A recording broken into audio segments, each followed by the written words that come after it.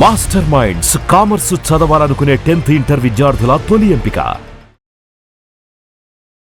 Sir, life స్టైల్లో మీరు గమనించిన అతిపెద్ద తప్పిదాలేంటి ఇప్పుడు మీరు చూస్తున్న జీవితంలో, ప్రపంచంలో చుట్టూ చాలా మందిని? మెయిన్గా ఏంటంటే మనకు ఫుడ్ హ్యాబిట్స్, స్లీపింగ్ హ్యాబిట్స్, ఇవి రెండు చాలా కీలకం. ఆ రెండిట్లోనే మెయిన్గా తేడా వస్తుంది. ఫుడ్ హ్యాబిట్స్ అంటే ఏంటి, ఒకటి మన ఇష్టం వచ్చిన టైంకి తినడము, ఇష్టం వచ్చిన మోతాదులో తినడము, ఇష్టం వచ్చిన క్వాంటిటీస్ మనం ఎక్కడెక్కడో తినడము. ఇంట్లో తినే ఫుడ్కి బయట తినే ఫుడ్కి చాలా తేడా ఉంటుంది.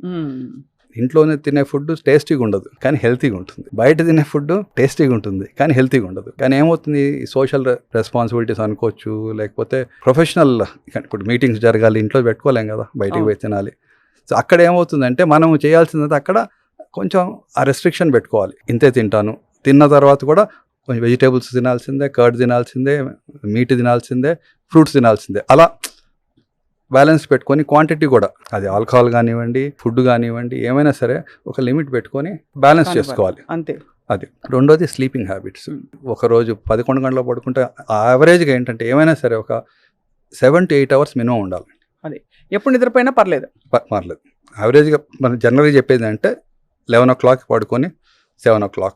ఎందుకంటే బై 12 తర్వాత ఏమవుతుందంటే మనకు ఆ మెలటోనిన్ హార్మోన్ అనేది డిస్టర్బ్ అయిపోతుంది. అది పీక్ వస్తుంది. అప్పుడు ఎప్పుడు వస్తుంది, మనం పడుకొని ఉంటే అది వచ్చింది. మనం మేల్కొని ఫోన్లు చూసుకుంటూ, టీవీలు చూసుకుంటూ, పని చేసుకుంటుంటే అది కూడా రాదు సరిగా, మన దర్దాపుకు రాదు. సో ఆ పీస్ ఆఫ్ మైండ్కి రెస్ట్ కావాల్సిందే, మజిల్స్కి, బాడీకి రెస్ట్ కావాల్సిందే, అన్నిటికీ రెస్ట్ కావాల్సిందే. సో ఈ food habits plus sleeping habits ఇవి మన ఇంపార్టెంట్. ప్లస్ ఎక్సర్సైజ్ ఒకటి. ఎక్సర్సైజ్ అంటే ఇంకా నేను చెప్పేది ఏంటంటే అందరికి వీలు కాకపోవచ్చు. ఎక్సర్సైజ్ అంటే మనం మ్యారథాన్లు పరిగెత్తాల్సిన అవసరం లేదు.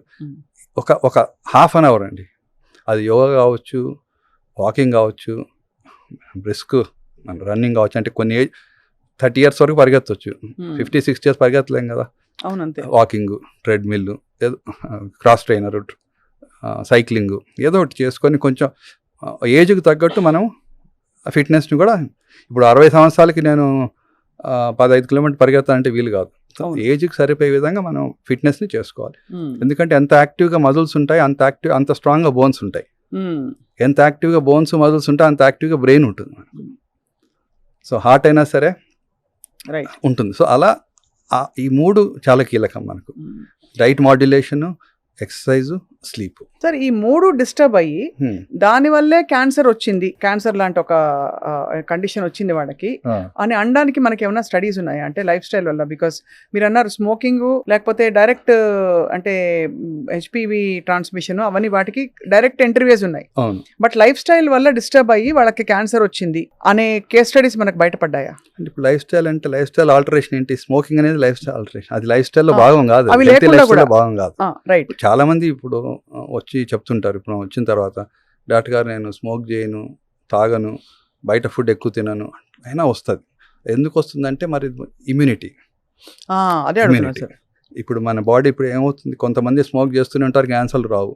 అది వాళ్ళ ఏమంటారు, వాళ్ళ జెనెటిక్ మేకప్లో పేరెంట్స్ నుంచి వాళ్ళకు భగవంతుడు ఇచ్చినట్టు బ్లెస్సింగ్ అది. అంతే కదా. అది. సో కొంతమందికి ఆ ఇమ్యూనిటీ ఉంటుంది, కొంతమందికి ఆ ఇమ్యూనిటీ ఉండదు. సో ఆ ఇమ్యూనిటీ కూడా చాలా ఇంపార్టెంట్ బాడీలో. ఎందుకంటే ఎప్పుడైతే బాడీలో ఇమ్యూన్ సిస్టమ్ స్ట్రాంగ్ ఉంటుందో అప్పుడు ఏ చిన్న మార్పులు, అంటే అబ్నార్మల్ సెల్స్ వచ్చినా కూడా బాడీలో ఉన్నటువంటి ఆ ఇమ్యూన్ డిఫెన్స్ సిస్టమ్ ఏదైతే ఉంటుందో వెంటనే దాన్ని రికగ్నైజ్ చేస్తాయి. అంటే ఇమ్యూన్ సిస్టమ్కి ఏంటి, నార్మల్ సెల్స్ ఏంటని తెలుసు. నార్మల్ సెల్స్ ఉన్నప్పుడు గమనం ఉంటుంది ఇమ్యూన్ సిస్టమ్. అబ్నార్మల్ సెల్స్, అది బ్యాక్టీరియా కావచ్చు, క్యాన్సర్ సెల్ కావచ్చు, ఏమైనా కావచ్చు, ఒకసారి అది ఉందంటే దానికి సిగ్నల్ వచ్చేస్తుంది, వెంటనే యాక్టివేట్ అయ్యి దాన్ని చంపేస్తుంది. ఇమ్యూనిటీ కూడా చాలా ఇంపార్టెంట్. మన ఇమ్యూనిటీ ఎలా పెంచుకోవాలంటే టు నెక్స్ట్ టైం ఇప్పుడు నేను చెప్పినవి 3 కారణాలు: ఎక్సర్సైజు, డైట్, హెల్త్. ఇంకా అది కాకుండా మనం ఎక్సర్సైజ్లో భాగంగా మనకు ఏమైనా సరే యోగా కావచ్చు, ప్రాణాయామం కావచ్చు, ఏమైనా సరే, బికాస్ ఆక్సిజనేషన్ అనేది బాడీకి కూడా చాలా ఇంపార్టెంట్. ఆక్సిజనేషన్ అది చాలా ఇంపార్టెంట్. ఎందుకంటే సార్, క్యాన్సర్ లో కూడా ఈ ఆల్టర్నేటివ్ థెరపీస్ అని చెప్పి హైపర్బారిక్ ఆక్సిజన్ అది ఇస్తున్నారు. నిజంగా పనిచేస్తారు సార్? ఏం చేస్తున్నారు బాడీలో? అది ఒకప్పుడు ఇచ్చేవాళ్ళం హైపర్బారిక్ ఆక్సిజన్, ఎస్పెషల్లీ రేడియేషన్ కి రియాక్షన్ వచ్చిన వాళ్ళకు హైపర్బారిక్ ఆక్సిజన్ ఇస్తే, అంటే రేడియేటెడ్ టిష్యూస్ లో ఆక్సిజన్ తక్కువ ఉంటుంది, వచ్చి దానివల్ల కొంచెం కాంప్లికేషన్స్ వచ్చేవి. అంటే బోన్ నెక్రోసిస్ కావడము, స్కిన్లో అల్సర్స్ రావడం వచ్చేవి. సో అప్పుడు మా హైపర్బారిక్ ఆక్సిజన్ చేంబర్లోకి తీసుకెళ్ళి పెట్టేవాళ్ళం. ఇప్పుడు అది కొంచెం అబ్సలీట్ అయిపోయింది. ఇప్పుడు దాన్ని వాడడం, ఎందుకంటే ఈ రేడియేషన్ పద్ధతిలో చాలా అడ్వాన్సెస్ వచ్చేసాయి. సో అంత డ్యామేజ్ అయ్యేటటువంటి రేడియేషన్ ట్రీట్మెంట్ ఇప్పుడు లేవు, ఒకప్పుడు ఉండేవి. అందుకని సో ఇప్పుడు అది కనుమరుగైపోయింది, వాడడం లేదు. అది ఒక పెద్ద ప్రాసెస్. అది ఆ ఛాంబర్లోకి తీసుకెళ్ళాలి, దాన్ని ప్రిపేర్ చేయాలి, దాన్ని అంజలి ఇవన్నీ ఉంటాయి అనమాట. ఆ క్లాస్ట్రోఫోబియాని తట్టుకోవాలి పేషెంట్లు. ఆక్సిజన్ ఏంటి, ప్రతి సెల్లో ఇంజన్, సెల్లో హార్ట్ ఏంటి, ఇంజన్ మైటోకాండ్రియా పని చేయాలంటే ఏం కావాలి, ఆక్సిజన్ బాగుండాలి. అవును. సో మనకు ఆక్సిజనేషన్ బాగుండాలంటే ఏం కావాలి, మన బ్రీత్ తీసుకునేది, మన ఎన్విరాన్మెంట్ ఫస్ట్ బాగుండాలి. అవును. రెండోది మనం శ్వాస తీసుకునేటటువంటి ప్రక్రియ కూడా బాగుండాలి, స్ట్రాంగ్ ఉండాలి. కరెక్ట్, అంతే కదా సార్.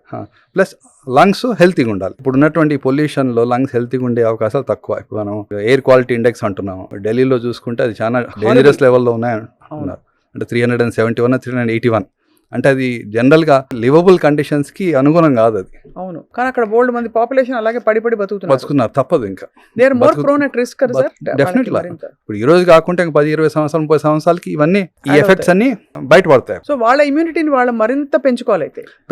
సో ఇప్పుడు ఎయిర్ క్వాలిటీ ఇండెక్స్ బాగలేనప్పుడు ఎక్కడి నుంచి ఆక్సిజన్ వస్తుంది? ఒక పక్క చెట్లు లేవు, ఒక పక్క మనం ఊరి బయట వెళ్ళి అంటే పల్లెటూరు వాతావరణం లాంటికి వెళ్ళాలంటే కష్టం. ఇప్పుడు సెంట్రల్ ఢిల్లీలో పనిచేసే వాళ్ళు ఇక్కడ నుంచి ఆఫీస్కి వెళ్ళాలంటేనే అర్ధగంట పెట్టమని గంట పడుతుంది. నోయిడా దాటి వాళ్ళు వెళ్ళి వీకెండ్ వెళ్ళాలంటే కష్టం.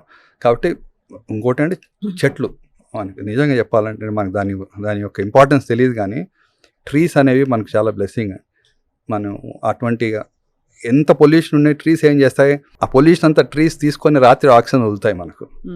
సో మనం దాన్ని ఇప్పుడు లక్కీగా ఏదో కొంచెం అవేర్నెస్ వచ్చింది. సంతోష్ గారు కొంతమంది గ్రీన్ ప్రోగ్రామ్ని కొంచెం ప్రాపగేట్ చేసి డెఫినెట్గా స్టార్ట్ చేశారు program. So it was very good objective and very good initiative for Telangana. Definitely. I think తెలంగాణలో స్టార్ట్ అయిన ఆ ఉద్యమం ప్రతి ఒక్కరు అడాప్ట్ చేసుకుంటున్నారు. ఇప్పుడు చెట్ల ప్రాధాన్యత బాగా తెలిసిపోయింది. మనకు బర్త్డే గిఫ్ట్ ఇంతకుముందు స్వీట్లు ఇచ్చేప్పుడు చాలా మంది చెట్లు ఇస్తున్నారు. ఇంతకుముందు బొకే ఇచ్చేవాళ్ళు ఇప్పుడు ఇవి ఇస్తున్నారు. సో దట్స్ డెఫినెట్లీ ఆ చేంజ్. అది ఆ చెట్లు అనేవి ఫిల్టర్స్ అండి, ఎయిర్ ఫిల్టర్స్. అవి మన లంగ్స్ ఎలాగో ఎన్విరాన్మెంట్కి చెట్లు అనేవి ఫిల్టర్స్. సో అవి ఎంత ఎక్కువ ఉంటే వాతావరణం అంత బాగుంటుంది. అది ఇంట్లో పరిసరాలు అయినా సరే, రోడ్డు దగ్గర అయినా. ఇప్పుడు ఎందుకంటే ఈ కన్స్ట్రక్షన్స్, బిల్డింగ్స్ వచ్చిన తర్వాత ఆ భాగంలో ఉన్న చెట్లు కొట్టేయాల్సిందే, కానీ దానికి రీప్లేస్మెంట్ అంటూ లేదు. సో కాబట్టి ఆ ఎయిర్ పొల్యూషన్ తగ్గించాలంటే మనకు చెట్లు ఒకటి కంపల్సరీ. సో అది ఈ ఫ్యాక్టర్స్ని మనం గాన డెవలప్ చేయగలిగితే కొంతవరకు బెనిఫిట్ ఉంటుంది, కొంచెం quality of life and living పెరుగుతుంది. మనం మామూలుగా ఫిజికల్ యాక్టివిటీ మీద ఇంత స్ట్రెస్ ఉంది కదా సార్. అయితే ఫిజికల్ యాక్టివిటీ ఇప్పుడు సెడెంటరీ జాబ్స్ ఉన్నవాళ్ళు ఇక్కడ నుంచి లేచి అక్కడికి వెళ్తారు, అక్కడ నుంచి లేచి ఇక్కడికి వస్తారు. దానికి ఏమన్నా కొలమానం ఉందా? ఇంత 10,000 అడుగులు అంటారు. 10,000 అడుగులు ఏమన్నా స్టాండర్డ్ ప్రపంచ సూత్రం అంటారా? అంటే అలా ఇప్పుడు 10,000 అడుగునే సూత్రం అని కాదు, అట్లీస్ట్ ఆ మాత్రం మినిమం ఆప్టిమల్గా నడవగలిగితే అది మనం 4 కిలోమీటర్లు 3 కిలోమీటర్లు వాక్ చేసినట్లు. ఇప్పుడు ఎక్సర్సైజ్ చేయని వాళ్ళకు స్టెప్స్, మన జనరల్గా ఏం చేస్తాము, స్టెప్స్ ఎక్కమంటాము, స్టెప్స్ దిగమంటాము. గ్రౌండ్ ఫ్లోర్ నుంచి ఫస్ట్ ఫ్లోర్కి కూడా మన వాళ్ళు లిఫ్టే వాడతారు. కరెక్ట్. ఏదో 4th ఫ్లోర్కి వెళ్ళాలా అర్థం ఉంది, దిగేటప్పుడు అసలు లిఫ్టే అవసరం ఉండదు. చాలా మంది ఫాలో గారు. మనకు తెలియకుండానే కొన్ని అలవాట్లను మనం మార్చుకుంటే ఆ నడక అనేది వస్తుంది. మనకు టైం లేదు పొద్దున్నే వెళ్ళి ఎక్కడికన్నా బయటకు వెళ్ళి నడిచేదానికి. ఆఫీస్లో ఉన్నప్పుడు ఏం చేస్తామంటే, ఆఫీస్లో కూడా ఎస్పెషలీ సాఫ్ట్వేర్ ఆఫీసెస్లో వాళ్ళు కూడా లంచ్ అవర్ పెట్టింటారు, ఈవినింగ్ ఏదో స్నాక్ అవర్ ఏదో ఉంటుంది. కంపల్సరీ వాళ్ళకి ఏంటంటే ఒక ఇండోర్గా చిన్న యాక్టివిటీ, ఫిజికల్ యాక్టివిటీ పెట్టగలరు. ఎందుకంటే సెడెంటరీ కూర్చొని చేసే జాబే అది. లేదా ఇంకా వాళ్ళే 1/2 అవర్కో 1 అవర్కి ఒకసారి బ్రేక్ తీసుకొని కొంచెం అంత ఆ డిసిప్లిన్ రావాలంటే ఎవరో ఒకరు బాధపడి ఇబ్బంది పడితే తప్ప రాదు. అంతే కదా. డ్యామేజ్ అయిన తర్వాత చాలా మంది రియలైజ్ అవుతారు, డ్యామేజ్ కాకముందు రియలైజ్ అయ్యే వాళ్ళు కొంతమంది. ఇప్పుడు మన ఈ ప్రయత్నం అంతా ఏంటంటే, ఎక్కువ కూర్చొని పని చేయొద్దండి, పని చేయండి, మధ్యలో బ్రేక్ తీసుకొని ఒక 10 నిమిషాలు నడవండి. అది నడవడం అంటే కింద రోడ్డు మీదకి వెళ్ళి నడవాల్సిన అవసరం లేదు. ఆఫీస్లోనే కారిడార్స్ ఉంటాయి కదా, కారిడార్స్లో కూడా నడవచ్చు, ఫోన్ మాట్లాడుకుంటూ నడవచ్చు, కూర్చొనే మాట్లాడాల్సిన అవసరం. సో మనం ఆ మైండ్ సెట్లో మనం ఆ డిసిప్లిన్ పెట్టుకొని అవకాశం వచ్చిన దగ్గర అని వాడుకోవాలి. మనం ఆ ఫిజికల్ యాక్టివిటీ మాత్రం మస్ట్ ఇప్పుడు ఇవాళ రోజులు కంపల్సరీ. రైట్. అది లేకుంటే తిన్నది అరగదు, మనకు ఆ ఆక్సిజనేషన్ అనేది రాదు. క్యాలరీస్ బర్న్ కావాలంటే ఏం చేయాలి? కొంతమంది మనం ఇప్పుడు లోపలికి పోయేది కాదు కదా, ఇన్కమింగ్ అవుట్ గోయింగ్ రెండు ఉండాలి. ఆ రెండు బ్యాలెన్స్ అయినప్పుడు డిసిప్లిన్. మనకంతా ఎక్కడ అవుతుంది, ఇక్కడ చాలా డిస్టర్బెన్స్ వస్తుంది. ఇన్కమింగ్ ఎక్కువ ఉంటుంది, అవుట్ గోయింగ్ తక్కువ ఉంది. సార్, క్యాన్సర్ కి సంబంధించి ఇన్ఫ్లమేషన్ కి క్యాన్సర్ కి ఏమన్నా కనెక్షన్ ఉందా? ఇప్పుడు ఇన్ఫ్లమేషన్ అంటే ఎప్పుడు వస్తుంది బాడీలో మనకు? జనరల్ గా అంటే ఇన్ఫెక్షన్ వచ్చినప్పుడు ఇన్ఫ్లమేషన్ వస్తుంది. ఎనీ ఇన్ఫెక్షన్ అంటే వాపు.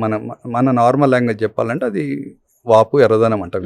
ఇన్ఫ్లమేషన్ అనేది ఇన్ఫెక్షన్లో వచ్చేది ఒక రకమైన ఇన్ఫ్లమేషన్. కానీ సైలెంట్ ఇన్ఫ్లమేషన్ అంటే ఏంటంటే మనం ఏం పని చేయకుండా అలాగే ఉంటే మజిల్స్లో ఏమవుతుందంటే ఆ చెత్త అంతా చేరి, అంటే ఇప్పుడు మనం మజిల్స్ యాక్టివ్గా ఉంటే మజిల్స్ నుంచి వెళ్ళబడినటువంటి వేస్ట్ ప్రోడక్ట్స్ అంతా కూడా బ్లడ్లోకి వెళ్ళిపోయి కిడ్నీలోంచి బయటకు వచ్చేస్తాయి. సో అలాగే ఉన్నప్పుడు ఏమవుతుందంటే ఆ ప్రోడక్ట్స్ అన్ని కూడా ఆ మైక్రో ఇన్ఫ్లమేషన్ని ఎన్విరాన్మెంట్ని క్రియేట్ చేస్తాయి. ఈ మైక్రో ఇన్ఫ్లమేషన్ క్రియేట్ చేసినట్టు ఎన్విరాన్మెంట్లో దాని మీద వేరే ఇన్ఫ్లుయెన్సెస్, మనం చెప్పేది ఆల్కహాల్, స్మోకింగ్ ఇట్లాంటివంటే తోడైతే క్యాన్సర్కి లీడ్ అయ్యే కారణం ఛాన్సెస్ ఉన్నాయి. ఇప్పుడు మీరు చూస్తే యాక్టివ్గా ఉన్న బాడీలో యాక్టివ్గా ఉన్నటువంటి ఆర్గన్స్, ఫర్ ఎగ్జాంపుల్ హార్ట్కి ఎప్పుడు క్యాన్సర్ రాదు. మీరు ఎప్పుడైనా విన్నారా హార్ట్ క్యాన్సర్ వచ్చిందని? బ్రెయిన్ క్యాన్సర్ అంటారు, బ్రెస్ట్ క్యాన్సర్ అంటారు, కిడ్నీ క్యాన్సర్ అంటారు. హార్ట్ క్యాన్సర్ వచ్చింది లేదు, ఎందుకంటే నిరంతరం అది పనిచేస్తుంది. రెండోది మజిల్స్లో కూడా క్యాన్సర్ వచ్చే అవకాశాలు తక్కువ, వస్తుంది. సాఫ్ట్ టిష్యూ సార్కోమాస్ వస్తాయి కానీ తక్కువ. బాడీలో యాక్టివ్గా ఉన్న పార్ట్స్ చూసుకుంటే మీరు హార్ట్, ఒకటి మజిల్స్, దాంట్లో కండరాల్లో క్యాన్సర్ వచ్చే అవకాశం తక్కువ. అదొక చిన్న ఎగ్జాంపుల్. ఏంటి, యాక్టివ్గా ఉంటే క్యాన్సర్ వచ్చే అవకాశాలు తక్కువ. అవును, రావచ్చు, నేను కాదని చెప్పడం లేదు, కానీ బట్ అది ఆ మైక్రో ఇన్ఫ్లమేషన్ ఉన్నటువంటి ఎన్విరాన్మెంట్ని మనం అవాయిడ్ చేయగలగాలి. అంతే కదా.